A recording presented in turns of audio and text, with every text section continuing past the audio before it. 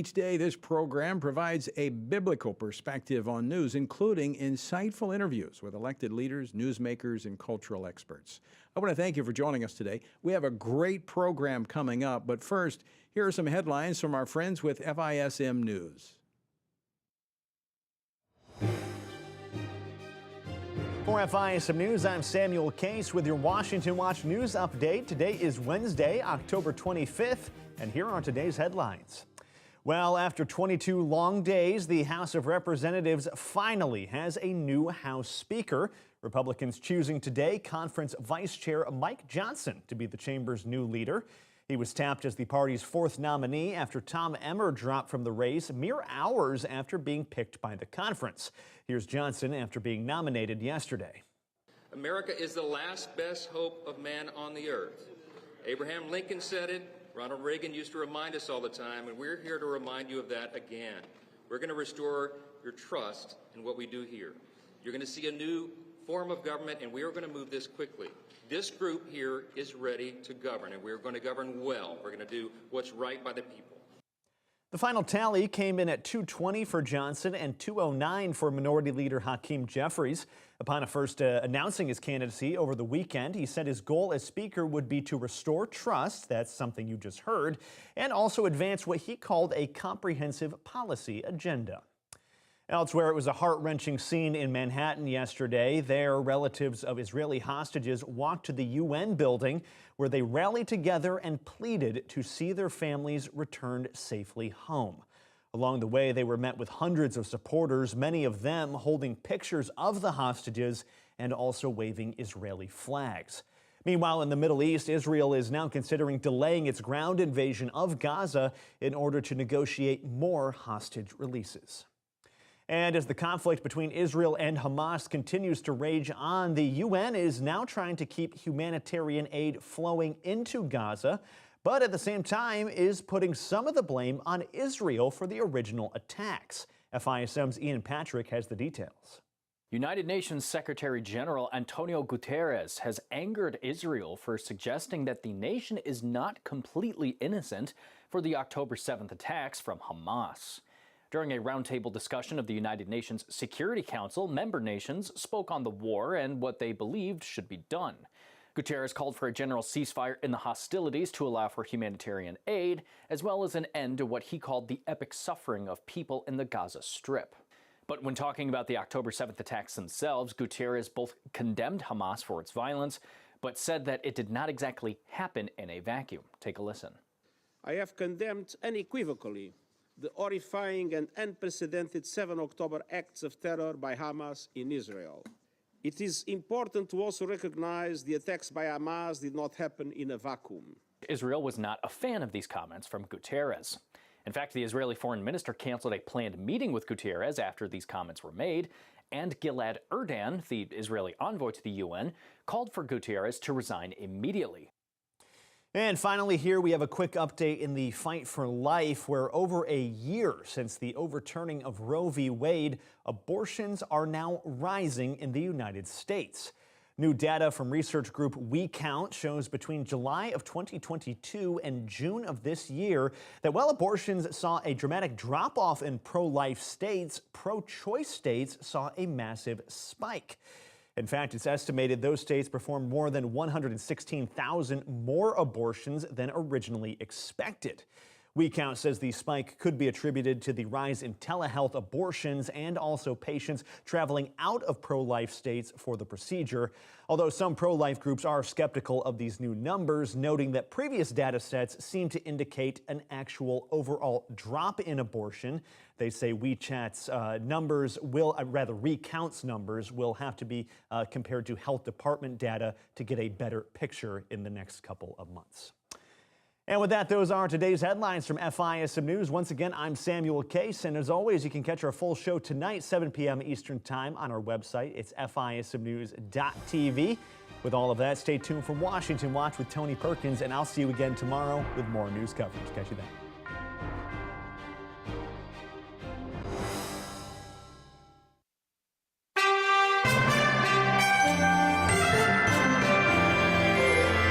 from the heart of our nation's capital, here's Family Research Council President Tony Perkins. Welcome to this Wednesday edition of Washington Watch. Coming up after 22 days without a Speaker of the House, earlier today, House Republicans unanimously elected Mike Johnson as the 56th Speaker of the House of Representatives. Total number of votes cast is 429, of which the Honorable Mike Johnson of the state of Louisiana has received 220 votes.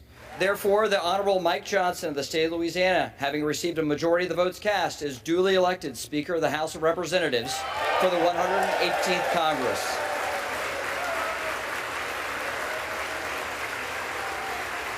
That was Acting Speaker Patrick McHenry of North Carolina. While many are not familiar with Mike as he emerged as the one candidate that could unite Republicans, the Washington Watch audience, well, they know him well. He's a frequent guest on here.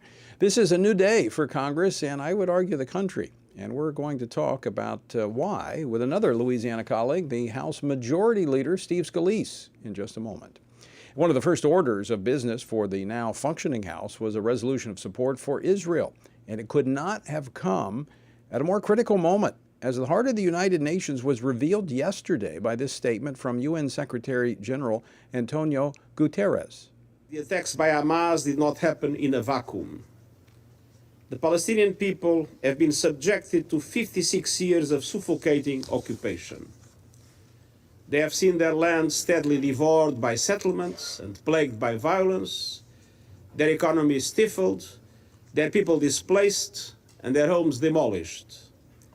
Their hopes for a political solution to their plight have been vanishing. We're going to get reactions to that from Chris Smith, co-chair of the Israel Allies Caucus, and Florida Congressman Mike Waltz, both members of the House Foreign Affairs Committee, a little later here on Washington Watch. Also, freelance war correspondent Chuck Holton will have a live update for us from Israel a little later in the program. Our word for today comes from chapter 3 of Paul's letter to the Philippians. Not that I have already attained or am already perfected, but I press on, that I may lay hold of that for which Christ Jesus has also laid hold of me. Brethren, I do not count myself to have apprehended, but one thing I do, forgetting those things which are behind and reaching forward to those things which are ahead. I press toward the goal for the prize of the upward call of God in Christ Jesus. I'm not looking back, Paul says, but forward, lest I stumble in this race of life. You know, our lives can sometimes become stained with sin, marked with mistakes, but once those are covered under the blood of Jesus, we're not to look back. We're to press on to those things which are ahead, the prize of the upward call of God in Christ Jesus, the crown of life. For more on our Bible reading plan, go to tonyperkins.com, where you can join us each day for a daily devotion. Well, speaking of pressing forward, I want to thank the thousands of folks that responded to our call for prayer over the last few weeks for Congress and the election of a speaker. Those prayers have been answered, and we're thankful. Well, this morning I spoke with Congressman Mike Johnson and told him we would ask people to pray for the next 21 days for him and for the Congress, because it's going to be critical in correcting the course of this Congress. And so I ask you, will you join me in praying? We have a 21-day prayer guide available. To join us, simply text the word speaker to 67742. That's the word speaker to 67742. You take the prayer pledge, you'll get the prayer points, and we'll let Speaker Johnson know that you are praying for him in the House of Representatives as we move forward. I just got word that they are voting on the House floor right now, so Congressman Scalise is going to be a little late getting to us. I'm going to go to Brent Kylan. FRC Action, and he's also our Vice President for Strategic Initiatives here at the Family Research Council. And we're going to talk a little bit about what the landscape looks like going forward into 2024. Now, obviously, this puts the Republicans on better footing. I think we're going to see some very strong things coming out of this Congress with some very principled, God-directed leadership. It's going to make a big difference, but we've got some other things to look at. Brent, welcome back. Tell us what those other things we're looking at are. Well, Tony, the landscape is an interesting one to watch when we look at the House majority. So we have the new speaker, but the current GOP majority is a slim one. And our viewers and listeners will remember the current House GOP majority is the only thing that's standing in the way of a Democrat trifecta. They have the Senate and they have the House, or excuse me, the presidency. So that makes the House that much more important. And the current GOP can only afford to lose about 5 votes in order to pass anything through. And so very, very important. It makes every seat that much more important. And so what we're watching now particularly is the redistricting. This happens every 10 years, so it happened back in 2020, but there have been a number of court cases that are still working their way through the court system. There's about 10 to 12 states where this is happening. It's estimated this could potentially affect anywhere between 14 to 18 House seats, and that could sway the majority one way or the other. The big states that we're watching are New York, where it's possible that Democrats could actually pick up to 6 more seats, depending on how the process plays out there. And then North Carolina, on the other side, there have been some court rulings there where they're redrawing some lines, could potentially pick up to 4 additional GOP House seats. And then the other states have 1 or 2 potentially in play. So, Tony, it just makes, again, every seat that much more important, and the majority going into 2024 is really anything but certain at this point. Yeah, and I think we saw in the last election, the midterm election, there was this anticipation or this projection of a red wave. But what we found over the last, now we've gone through literally 20 years of redistricting based upon a more conservative census.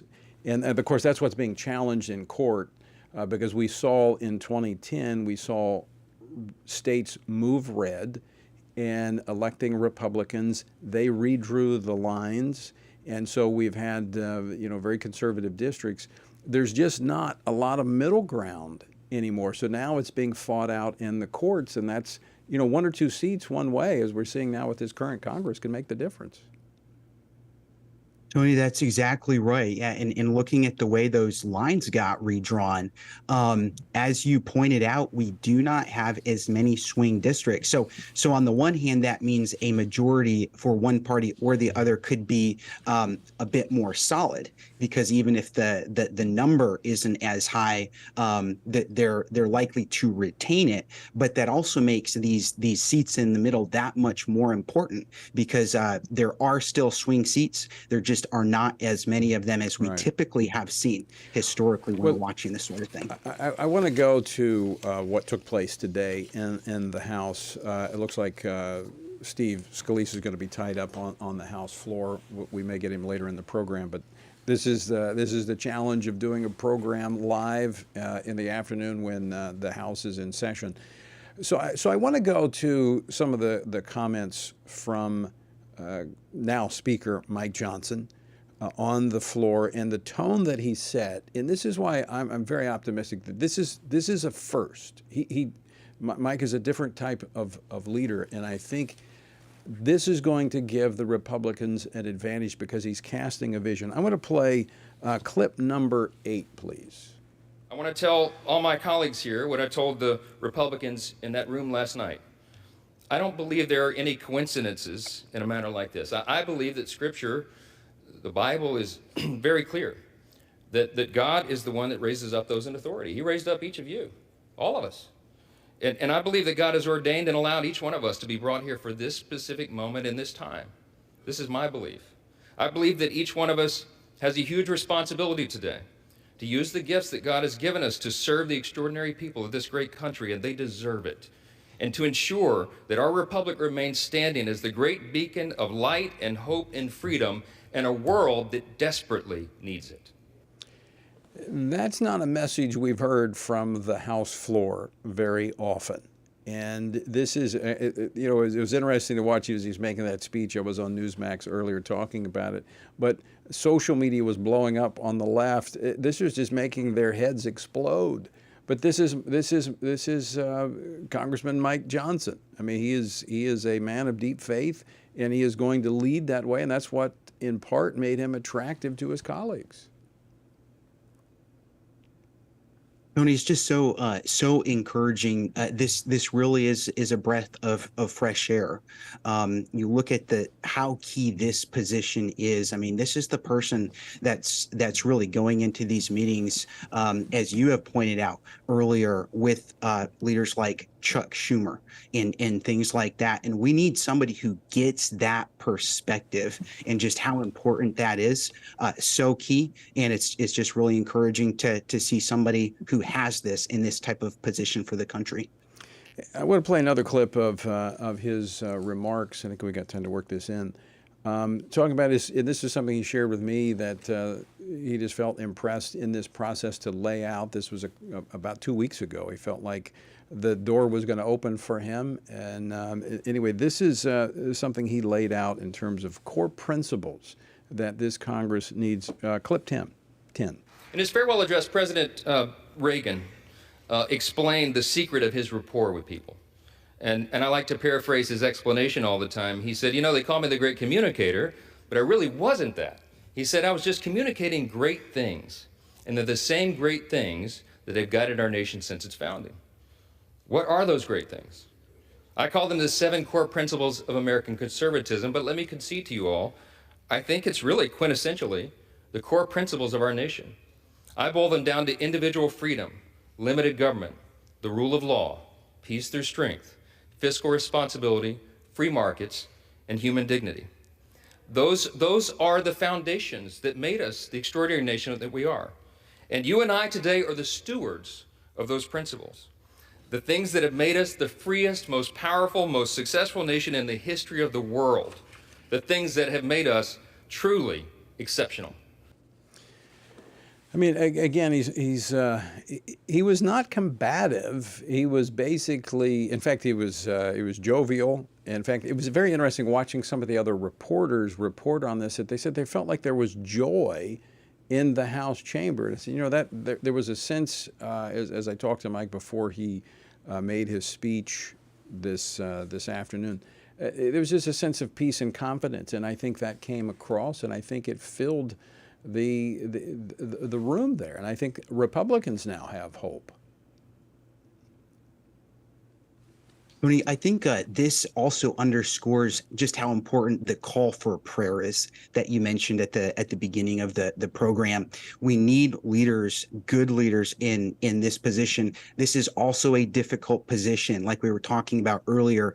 You can only afford to lose about 5 votes in the House to pass anything. And there's a lot of very good members in the House, but there's also some moderate Republicans. There's disagreements, some pretty deep disagreements in the caucus about some things. And so this is not an easy job. And I just want to reiterate what you were saying there. This is a great step, but the call for prayer and continuing to hold our leaders up in prayer in positions like this is just going to be so important moving forward. It absolutely is, and it's interesting. The attacks are already beginning on him. Brent Kylan, thanks so much for joining us. Thanks, Tony. Good to be with you. All right, folks, stick around. We've got more Washington Watch still to come. Not exactly sure what we'll have, but we're going to have something. We're still going to be hearing from Israel. Chuck Holton's going to be joining us, and a little bit later, going to be talking to Mike Waltz of Florida. So don't go away. We're back with more after this.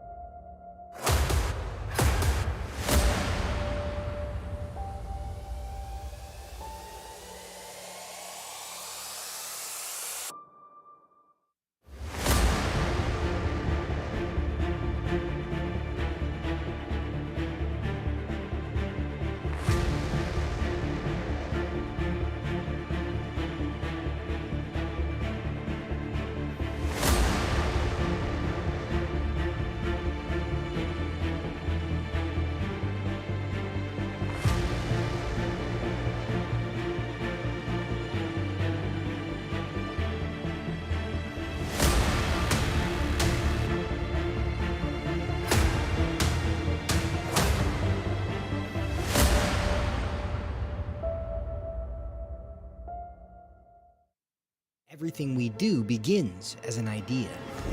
Before there can be acts of courage, there must be the belief that some things are worth sacrificing for.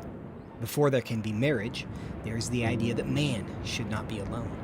Before there was freedom, there was the idea that individuals are created equal. It's true that all ideas have consequences, but we're less aware that all consequences are the fruit of ideas. Before there was murder, there was hate. Before there was a Holocaust, there was the belief by some people that other people are undesirable. Our beliefs determine our behavior, and our beliefs about life's biggest questions determine our worldview. Where did I come from? Who decides what is right and wrong? What happens when I die? Our answers to these questions explain why people see the world so differently. Debates about abortion are really disagreements about where life gets its value. Debates over sexuality and gender and marriage are really disagreements about whether the rules are made by us or for us. What we think of as political debates are often much more than that. They're disagreements about the purpose of our lives and the source of truth. As Christians, our goal must be to think biblically about everything. Our goal is to help you see beyond red and blue, left and right, to see the battle of ideas at the root of it all. Our goal is to equip Christians with a biblical worldview and help them advance and defend the faith in their families, communities, and the public square. Cultural renewal doesn't begin with campaigns and elections. It begins with individuals turning from lies to truth. But that won't happen if people can't recognize a lie and don't believe truth exists. We want to help you see the spiritual war behind the political war, the truth claims behind the press release, and the forest from the trees.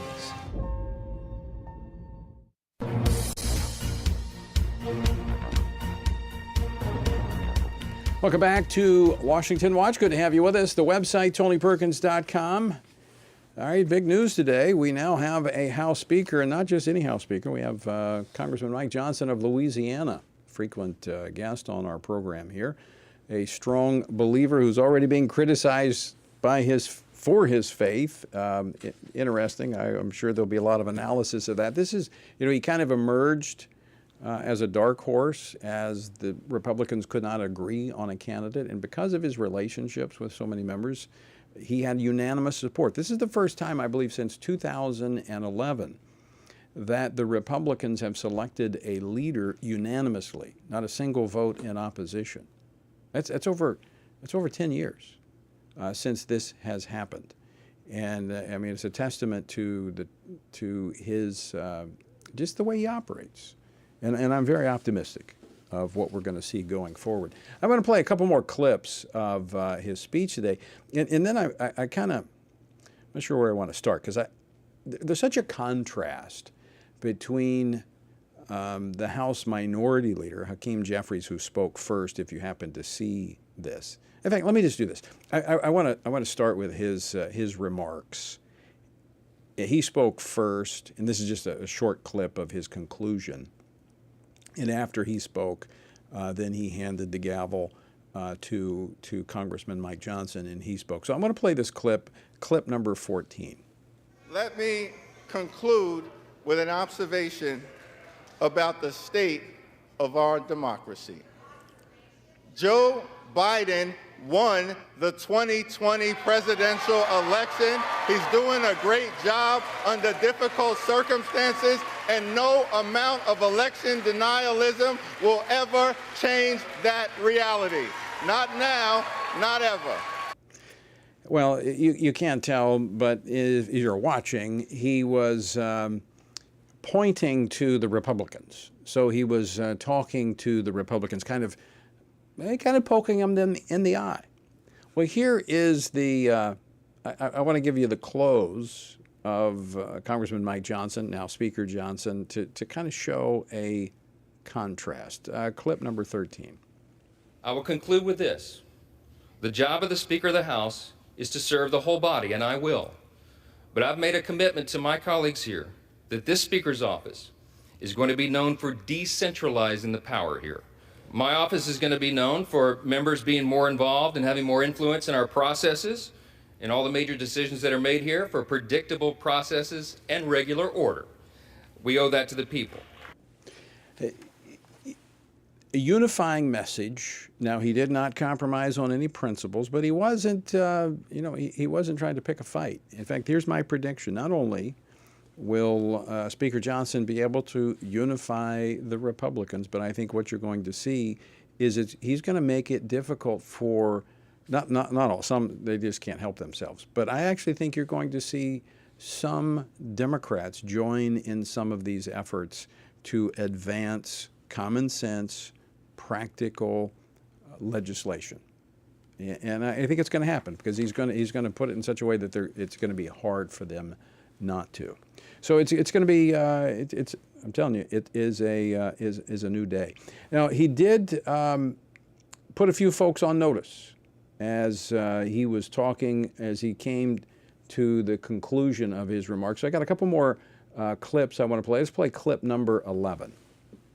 Last thing I'm going to say is a message to the rest of the world. They have been watching this drama play out for a few weeks. We've learned a lot of lessons, but you know what? Through adversity, it makes you stronger. And yeah. And we want our allies around the world to know that this body of lawmakers is reporting again to our duty stations. Let the enemies of freedom around the world hear us loud and clear. The People's House is back in business.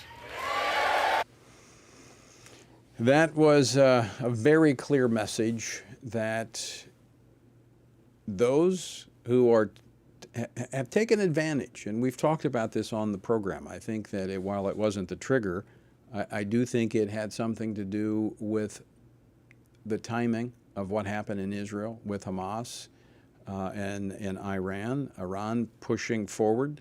So I think this sends a message. In fact, we have Chuck Holton joining us now live from Israel, and I wanted to see if he's gotten a response to the developments here in the United States. Chuck, thanks so much for joining us. I know it's late over there in Israel. Thanks so much for joining us this evening. Sure thing, Tony.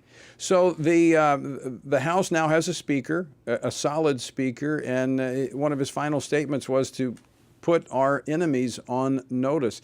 Any response there in Israel that the United States, the Congress, is getting its house in order? You know, this just happened, and so I don't think anybody over here is really even tracking that at this point.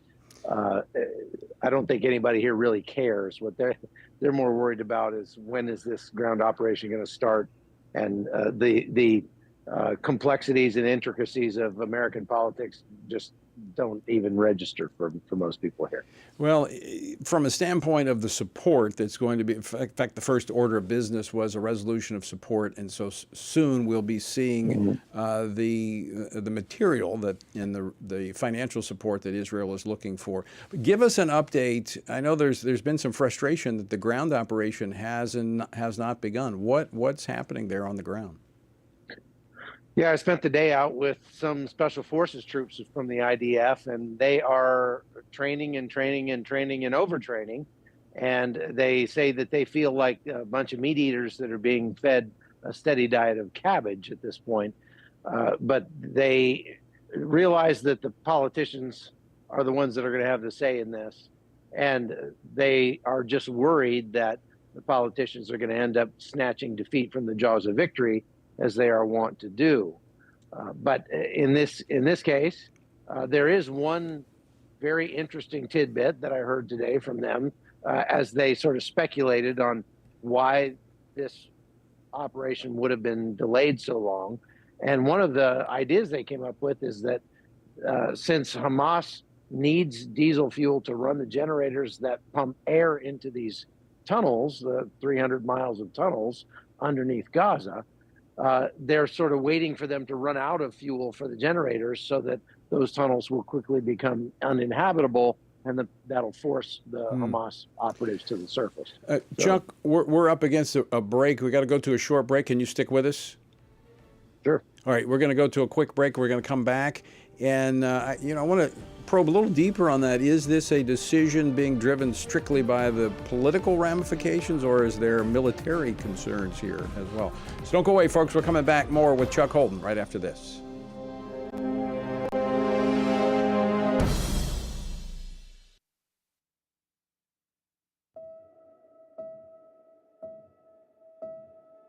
All of us are born with the desire to find truth and meaning. Where did I come from? What happens when I die? While our answers to these questions may divide us, we are united in our need for the freedom to answer life's biggest questions and make life's biggest decisions for ourselves. That's why religious freedom matters for everyone. Religious freedom matters because the powerful have long wanted to control those who are less powerful. Religious freedom matters because the freedom of those who are different is often threatened by those who believe different is dangerous. Leah Sheribu, a Christian teenager in Nigeria, remains a captive of Boko Haram for her refusal to renounce her Christian faith.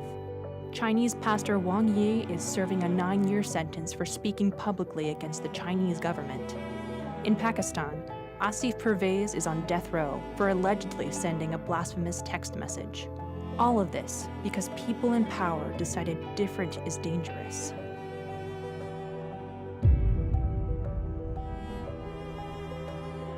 At the Center for Religious Liberty at Family Research Council, we promote religious freedom for everyone because the only alternative is religious freedom for no one. We encourage Americans and the American government to engage and advocate for the persecuted, and they do. We work every day to bring good news to the afflicted, to proclaim liberty to captives and freedom to prisoners. We do it because that's what Jesus does. We work to give freedom to others because we ourselves have been set free.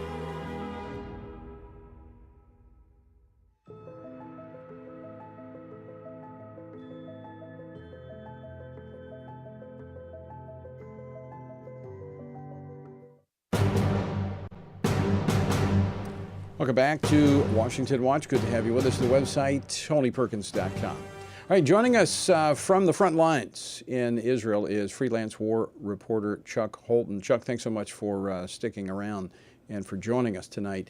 So, as you said, you were out with the military today, and they think it's the politicians. But is there still some aspect of trying to identify where the hostages may be? Could that be delaying the ground operation? I think that's a very reasonable assumption. There are several factors that have come up over and over again as people have speculated on why Israel has not gone ahead with this operation. Because number one, they are talking with Qatar and Egypt and a little bit with the United States about these hostages and trying to get more of them released. The reality is that these guys go in on this ground operation, the chances of actually rescuing those hostages is very, very low. They still don't even know how many hostages they have. There are several hundred people that are still missing that they haven't been able to either identify as dead or taken yet. And so they're trying to work that all out. So that's one consideration. The other one is the fuel consideration. We've seen this trickle of aid coming in across the border at the Rafah Gate from Egypt, but none of that aid has been fuel, and there's a reason for that, because Hamas needs that fuel to run the fans that will pump air into those tunnels, and if they don't have it, then those tunnels quickly become unusable. So that's another reason right there. Another reason is what the United States is saying, that they need more time to get air defense capability up and running across the Middle East to protect American troops, because they know that as soon as this, or they believe that as soon as this operation takes place, that there are going to be attacks on American infrastructure, American military, all across all across the whole continent, the whole world even. And so they're getting prepared. They've already seen 24 troops that have been injured in the last several days by attacks on bases in Iraq. And so they're very concerned about that. They are also ramping up because they're saying that they have to have a plan in place to evacuate up to 600,000 American citizens who are in Israel at this point. And that would be a absolutely massive undertaking that all of a sudden the United States is sort of getting a little worried about, because that would kind of be a last resort. It's highly unlikely that Israel is going to get overrun here, But in the case that something like that did happen, they'd have to answer that question of what do you do with all those American citizens? So, Chuck, what's the sense now? Iran threatened, preemptive actions if they go into Gaza, a week or so ago. Is there a sense that Iran will escalate? I mean, we've got Hezbollah up in the north. I mean, what's the situation been there? We're continuing to see rocket attacks? In the north, we certainly are. Hezbollah has been making incursion attempts, rocket attacks, mortar attacks, machine gun and sniper attacks. They've been shooting towers with the ATGM rockets they've got. People forget that there's still 10,000 UN troops up there just across the border in Lebanon that are supposed to be there as a peacekeeping force. I'm not sure what they actually do, but they're not keeping the peace, that's for sure. Israel has evacuated everybody from within about 5 kilometers of the northern border and the southern border. And so that's almost 250,000 people that have been displaced now within Israel because of this fighting. And so nobody really knows, but talking with the troops here today, they really don't feel like Iran is actually going to get directly involved. They feel like Hamas is sort of expendable to everybody. They give them some money. You guys go and harass Israel, but they don't feel like Iran, because there's just Iran has far too much to lose. And after all, Israel does have 80-something nuclear warheads. So there's that. Is there still the sense, last week we spoke, that Gaza was going to be cleaned out? Israel was not going to tolerate this continual harassment. Is that still the sense? That is still the sense. I mean, you can hear the jets maybe going over right now. They have been constantly pounding Gaza, the northern part of Gaza, for almost 3 weeks now. And they've reduced much of Gaza City to rubble. There really won't be a whole lot left when Israel gets done with the northern part of Gaza, at least. And they don't, from what I'm told, from what the government is saying, they have no plans to occupy it or stay there. And I think maybe that's part of the reason why they're delaying as well, is that from a standing start 3 weeks ago, 2.5 weeks ago, they've now got to come up with an operation that encompasses 500,000 troops. That's massive. And they've got to figure out what are the objectives here, and what does winning look like, and what's our end point? How do we know when we're done and it's time to leave? All right, Chuck Holton, always great to see you, praying for your safety and well-being, and we certainly appreciate you joining us and keeping us up to date on what's happening in Israel. My pleasure. All right, Chuck Holton, freelance war correspondent. Really be praying for all those folks over there, but we're grateful to have people on the ground that can keep us updated. All right, when we come back, we're going to be looking at the United Nations.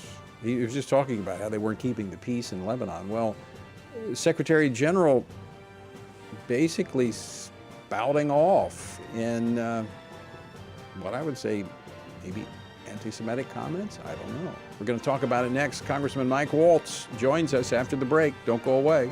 More Washington Watch straight ahead.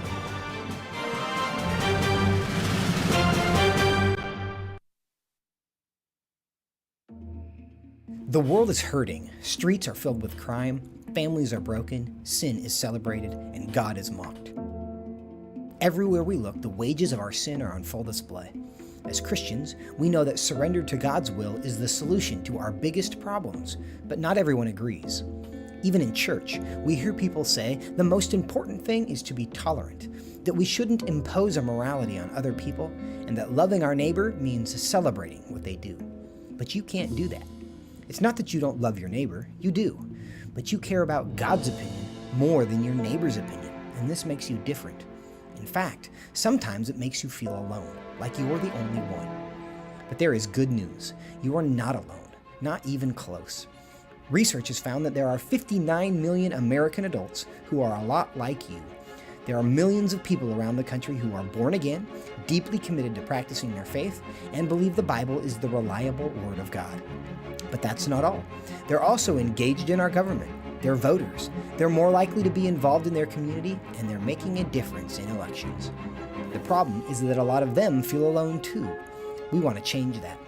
FRC wants to connect these 59 million Americans to speak the truth together, no matter the cost.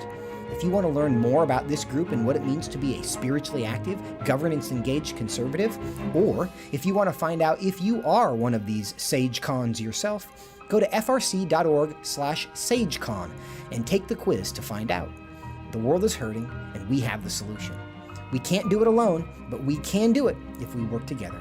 That's what we're working toward every day. Join us. Go to frc.org/SAGECON, SageCon, to learn more. That's SAGECON, SageCon, to learn more. I'm often asked by people, Tony, how do you stay encouraged? How do you deal with all of the stuff in Washington, D.C., the negative policies that are attacking our faith, our family, and our freedoms? Well, you want me to let you in on the secret? It's called the Word of God. And that is why the Family Research Council embarked on Stand on the Word, a 2-year journey through the Bible. It's a chronological Bible reading plan with just 10 to 15 minutes a day. In 2 years, you will have covered the entire Bible. And to go along with this, Monday through Friday, I do a morning devotional that goes along with the reading of the day. It's all designed to encourage you on this journey because the Word of God, as the psalmist said, in my affliction, here's my comfort. Your Word gives me life. That is our source of strength. To find out more, go to tonyperkins.com or frc.org/Bible. And I invite you to join me every morning for our Stand on the Word Bible devotion.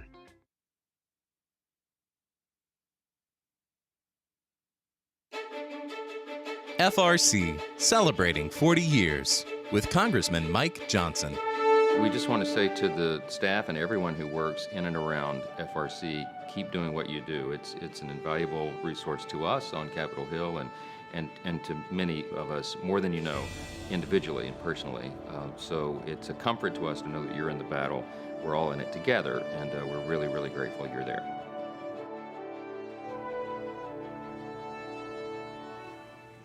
And of course is now Speaker Mike Johnson. As I said, excited about the way forward as we now have a speaker after 22 days, and it could not have come, couldn't come at a more appropriate time as outrage erupted at the United Nations yesterday after UN Secretary General Antonio Guterres implied that Israel provoked the brutal terrorist invasion of Hamas, which included the murder of women, children, and the elderly.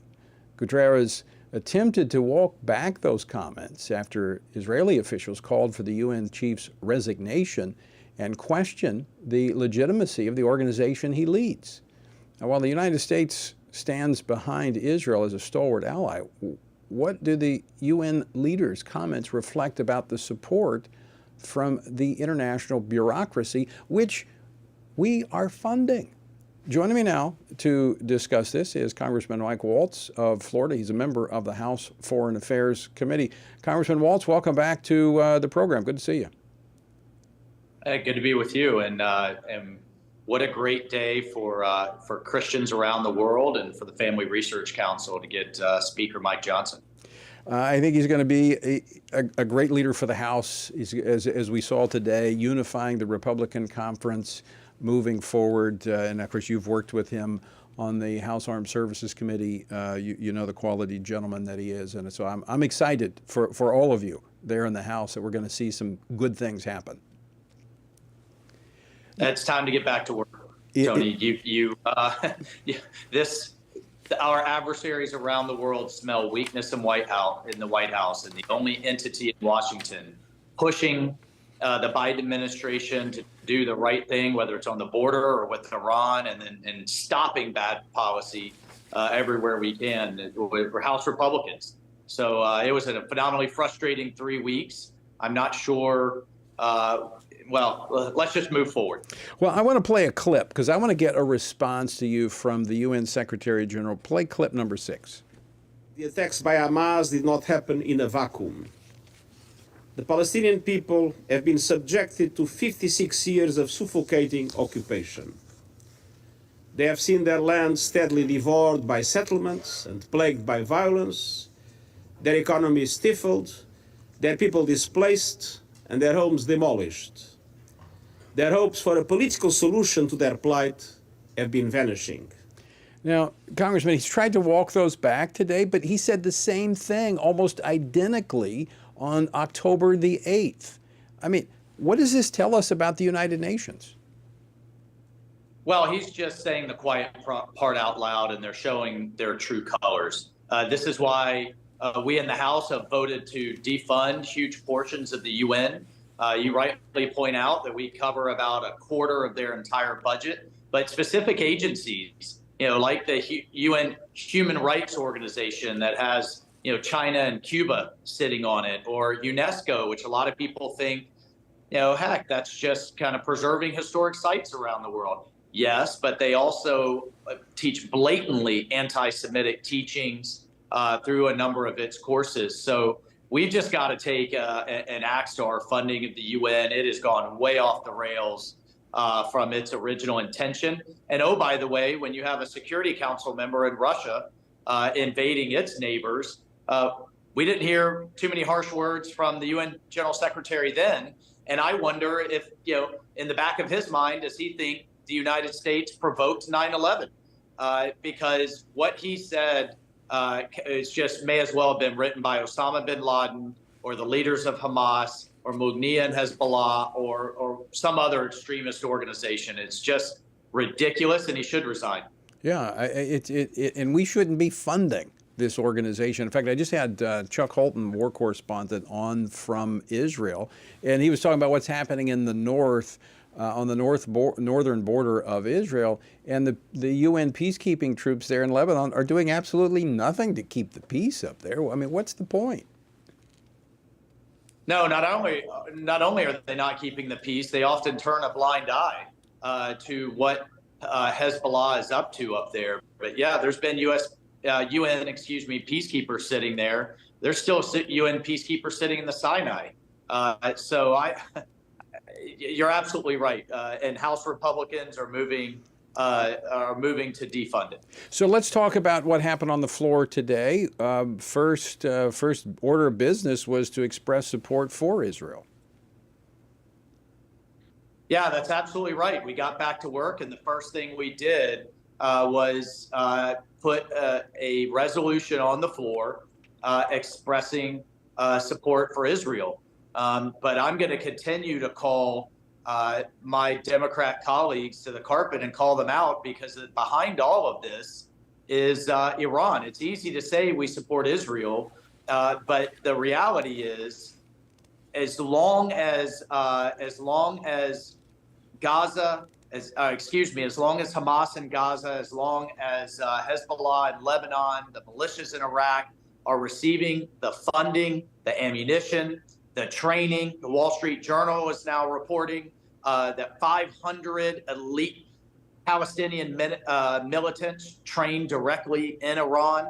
As long as the head of the snake has its coffers full, which they do, only under this administration, they did not under President Trump's maximum pressure, then this is going to keep happening. We have to deal with Iran. This administration has an Iran problem that they don't want to admit, and that's why you're seeing this kind of equivocating. Everything from our bases that are being hit, to whether the intelligence showed that they were directly involved, to whether they were absolutely wrong on the Iran deal, and on the sanctions they're ignoring that has Iran flush with cash. I mean, it makes no sense at all. We're funding our enemy to attack our allies, and then we're giving money to our allies to fight off the enemy that we funded. Yeah, that's absolutely right, Tony. And to take it a step further, it really is this administration's failed energy policy. We should be flooding global markets with American clean energy that comes, that we are blessed to have, that drives down the price of oil and gas, that takes cash out of the coffers of Putin and takes cash out of the coffers of the Ayatollah. Every time they've gotten aggressive like this and started invading neighbors or funding their proxies, it's been when the price of oil gets near $100 a barrel. And so it's all tied into this green obsession that they have that is actually indirectly making our adversaries rich, and then we're spending against ourselves. It is just completely, you just couldn't make this up, except that this is exactly what the administration's doing. I mean, it's really not complex. It really is pretty simple. You just go back to the basics, but they've, it is frustrating, and it's troubling, and it's extremely dangerous. Congressman Mike Waltz, always great to talk with you. Thanks so much for taking time to join us this afternoon. Will do, Tony. This is why we got to get back to work. Thanks so much. God bless. All right. Congressman Mike Waltz of Florida. Now joining us now is the co-chair of the Israel Allies Caucus, also chairman of the Pro-Life Caucus in the House, New Jersey Congressman Chris Smith. Chris, welcome to the program. Good to see you. Good to see you as always, Tony. Thank you. And Congressman Smith, also a member of the House Foreign Affairs Committee. So I want to talk Israel, but first I want to get your reaction to the House unanimously electing Mike Johnson as Speaker today. Sure. Every Republican rallied around Mike Johnson. Mike Johnson is an absolutely class individual, full of love of Jesus, love of God, and he is a very, very effective scholar. You know, he's a constitutional lawyer. He understands how law is made, and he's a practitioner of all of this in a way that's going to substantially boost us and help us get our agenda forward. He's got such a nice way about him. He radiates the love of Christ, and he does it so effectively. And he'll take a lot of barbs. He already has taken some from the Democrats, but he'll return fire, but he'll do so in a very ethical way. So I couldn't be happier. He's an amazing guy. And you're going to have a great ally as chairman of the Pro-Life Caucus. Without a doubt. I mean, he's strong. Mike and I have worked on some pro-life stuff going all the way back when I was in the Louisiana legislature. So let's talk Israel today. A resolution, one of the first orders of business as the House got back to business, was a resolution for the support of Israel. We're just talking with Mike Waltz about that. Why is this significant at this time? Well, it was significant to have everybody, and it was bipartisan, as you pointed out. There were 425 co-sponsors, which never happens on any piece of legislation. Out of 435, that's amazing. But it sent a very clear message of our solidarity with Israel, as well as our profound opposition to Hamas and their use of torture, their use of rape, and all the terrorism tactics that they have deployed against Israelis, including Americans, Jewish Americans who are there. Many have died as well. And, you know, Hamas really, and I've been saying this for years, I just had another hearing on it last June, and talked a lot about how anti-Semitism is at the core. They teach it, as you know, Tony, in UNRWA, which is UN Works Relief Agency. We fund that. Trump had stopped it all completely. And now under Biden, we provided about $1 billion to these schools, which just promote anti-Semitism 24/7. And it's in the textbooks. It's so the culture of hate is promulgated every single day and taught to the next generation. And the generation that's doing the killing now has already been in those UNRWA camps as well as those schools. I have another hearing, Tony, set for November 8th on the United Nations, and their very biased and anti-Semitic activities, whether it be UNRWA, the UN Human Rights Council, and now most recently, Secretary General Gutierrez, who said some very, very terrible things about Israel and so-called occupation. Yeah, we played that earlier. But I want to play a clip of actually President Biden from earlier today, because his comments are not very helpful either. Play clip number 2, please. There's no going back to the status quo as it stood on October the 6th. That means ensuring Hamas can no longer terrorize Israel and use Palestinian civilians as human shields. It also means that when this crisis is over, there has to be a vision of what comes next. And in our view, it has to be a two-state solution. I mean, this two-state solution idea, this is what brought us to Gaza and turning control of Gaza over to Hamas. Right? What did they not get about this? Tony, excellent point. The test case for the two-state solution was Gaza. You know, the Israelis turned it over in an exchange for peace, and they got nothing from it except terrorism and war. If there's an additional two-state, in other words, the West Bank and other parts go over to as a state to the Palestinians, we'll have, the proximity to Jerusalem and elsewhere will even be higher and greater, and the threat will be very, very profound. So a two-state solution, it's been tried, it's been tested, and it's an utter failure. And I would argue, as you just pointed out, that's how we got to this point of this. It is the Oslo Agreement. Exactly. The worst act of aggression, brutality since the Holocaust toward the Jewish people happened as a result of those that have been pushing policies in pursuit of this two-state solution. Exactly. I've read the Hamas 1988, their manifesto, and I quoted it during the floor debate today on the floor.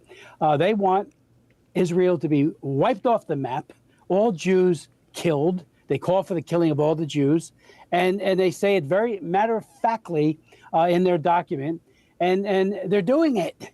You know, if Israel was not resolute and had the iron will to push back, they would be wiped off the face of the earth. And I can't believe the naivete of saying, let's go back to a flawed vision of the two-state solution. We're almost out of time, Chris, but I just want to ask you this question, and it's rhetorical. But when are we going to start believing what these people say?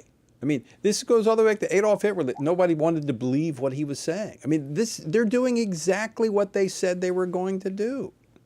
You know, absolutely true. And even when they talk about peace conferences and the like, the Hamas Charter in 1988 makes very clear, and their reiteration of it in 2017, that there is no Israel.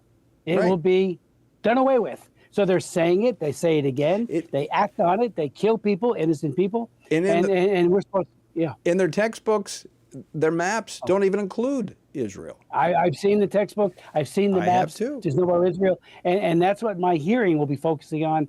Another hearing on combating anti-Semitism, of course, with a special focus on the UN.